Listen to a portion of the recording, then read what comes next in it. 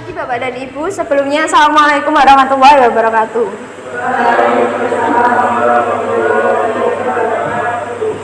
Saya ucapkan terima kasih kepada Bapak dan Ibu sekalian yang telah menghadiri acara pada pagi hari ini. Semuanya sehat nggih Pak Bu? Alhamdulillah. Sebelumnya izinkan saya memperkenalkan diri. Saya Rizka Amelia selaku moderator dalam acara pemberdayaan masyarakat Desa Pucangan yang bekerja sama dengan Cahaya Office Lauk Sukoharjo. Izinkan saya membacakan rangkaian acara dalam 1 jam ke depan. Yang pertama pembukaan, yang kedua pembacaan doa, yang ketiga inti acara yang akan disampaikan oleh Ibu Latifah selaku owner Cahaya Office Lauk Sukoharjo, yang keempat sesi tanya jawab, dan yang kelima penutup. Marilah kita buka acara pada pagi hari ini dengan bacaan basmalah bersama-sama. Menginjak acara yang kedua adalah doa bersama. Marilah kita panjatkan doa kepada Tuhan Yang Maha Esa agar diberi kelancaran. Berdoa dimulai.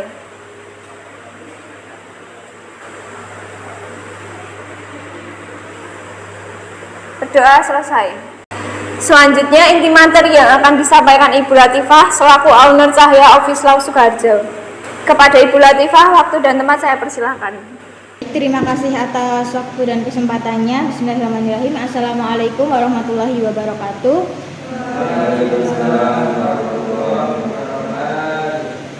Selamat pagi Bapak Ibu sekalian. Izinkan saya memperkenalkan diri. Saya Latifah Cahya Pertiwi selaku pendiri dan pengelola Cahaya Office Lauk yang bekerja sama dengan Desa Pucangan dalam rangka kegiatan pemberdayaan masyarakat dengan tajuk pembuatan surat kuasa. Sebelumnya Bapak dan Ibu pernah melihat surat kuasa sebelumnya? Baik, apakah ada yang tahu surat kuasa itu apa? Surat kuasa itu terkait dengan pemberian atau pelimpahan kewenangan dari seseorang kepada orang lain.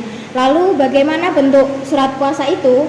Bagaimana juga format surat kuasa yang baik dan benar sehingga surat kuasa ini jadi tidak cacat dan surat kuasa tersebut bisa dicap sepihak, bisa juga dicabut sehingga dapat berfungsi dengan baik.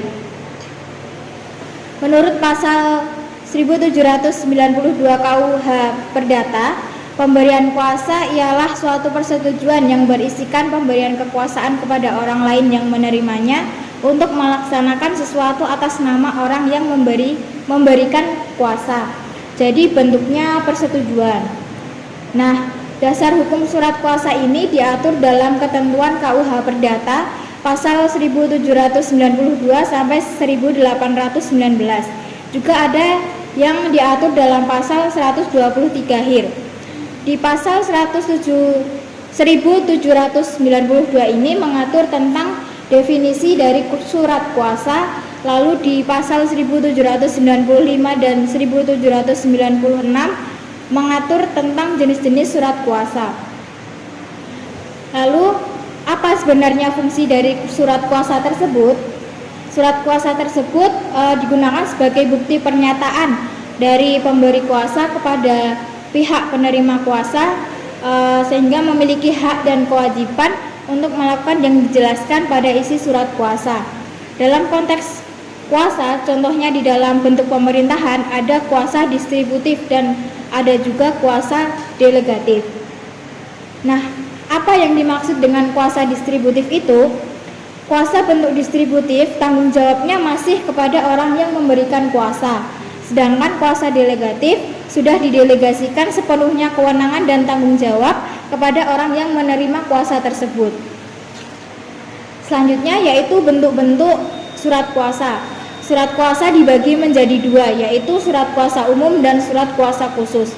Surat kuasa umum adalah pemberian kuasa yang meliputi tindakan-tindakan yang menyangkut kepengurusannya.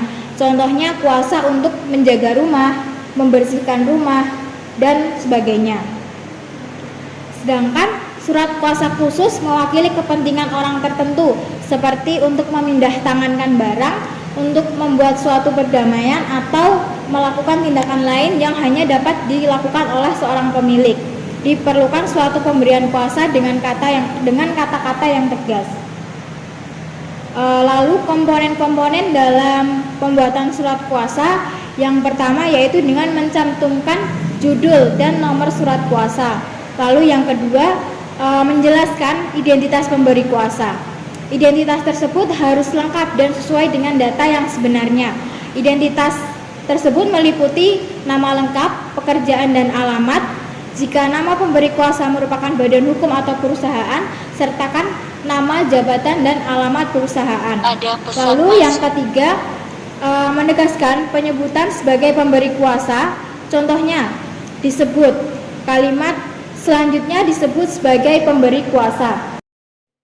Yang selanjutnya yang nomor 4 yaitu menegaskan pilihan domisili hukum dari pemberi kuasa kepada penerima kuasa. Yang kelima menyebutkan nama penerima kuasa, dan yang keenam menyebutkan status dan domisili kantor penerima kuasa. Selanjutnya yaitu berakhirnya pemberian kuasa menurut KUH Perdata pasal 1813, yaitu dengan cara yang pertama dengan ditariknya kembali kuasanya si kuasa. Yang kedua dengan pemberitahuan penghentian kuasanya oleh si kuasa. Lalu yang ketiga dengan meninggalnya, pengampuannya atau pailitnya si pemberi kuasa maupun si kuasa.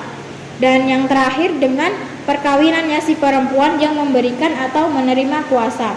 Baik, mungkin itu saja yang dapat saya sampaikan. Terima kasih. Terima kasih Ibu Latifah. Selanjutnya kita menginjak sesi tanya jawab. Silakan bagi Bapak atau Ibu apabila ada yang perlu ditanyakan. Silakan. Bertanya Bu, adakah perbedaan dari surat kuasa umum dan surat kuasa khusus ini?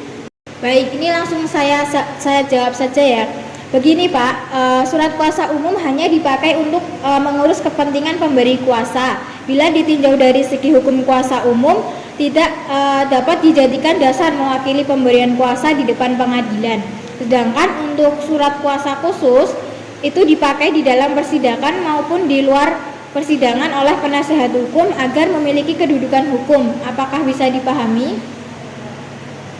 Baik Bu. Apakah ada lagi yang ingin bertanya? Saya Bu. Silakan. Saya Vina ingin bertanya mengenai komponen pembuatan surat kuasa. Tadi kan dijelaskan bahwa komponen nomor 1 adalah mencantumkan judul dan nomor kuasa. Itu contohnya bagaimana ya? Baik, contoh surat kuasa harus ada judul. Kalau yang buat adalah corporate harus ada nomornya, logo perusahaan atau logo kantor hukumnya. Dan biasanya ada jalur surat kuasa yaitu surat kuasa khusus. Begitu Ibu Vina. Baik, apakah ada yang ingin bertanya lagi? Saya Bu. Silakan Mas. Saya lagi ingin bertanya apa saja syarat yang harus dipenuhi oleh penerima kuasa itu. Terima kasih. Baik, untuk penerima kuasa harus memenuhi beberapa syarat. Di antaranya yang pertama yaitu memiliki legal standing dan cakap atas pemberian kuasa. Harus memiliki kapasitas untuk melakukan apa yang diinginkan oleh pemberi kuasa. Jadi tidak boleh sembarangan. Contoh ada pengadilan tertentu yang mengajukan gugatan harus dengan pengacara atau advokat yaitu pengadilan niaga. Jadi kalau bukan advokat ke pengadilan niaga tidak berlaku surat kuasanya. Asisten advokat tidak boleh, harus advokatnya. Lalu yang kedua bisa sendiri atau bersama-sama. Fungsinya apa? Nah begini, kalau contohnya dia mewakili orang tersebut bisa sendiri atau bersama-sama dengan orang yang dicantumkan dalam surat kuasa tersebut. Biasanya surat kuasa itu kepada pengacara lebih dari satu orang untuk menghindari kegagalan atau apabila orang pertama berhalangan bisa digantikan oleh orang kedua dan seterusnya. Begitu Pak. Terima kasih kepada Ibu Latifah selaku pemateri dalam acara pemberdayaan masyarakat bertajuk pembuatan surat kuasa ini yang telah memberikan ilmunya kepada kita semua. Semoga kedepannya ilmu tersebut bisa kita amalkan. Terima kasih juga kepada peserta, Bapak dan Ibu yang telah antusias mendengarkan serta berdiskusi dalam acara ini. Sampailah kita di penghujung acara. Sebelum kita ditutup hendaknya kita mengucap hamdalah bersama-sama.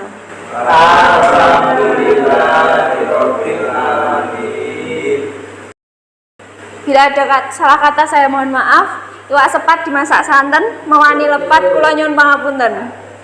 Wassalamualaikum warahmatullahi wabarakatuh. Waalaikumsalam.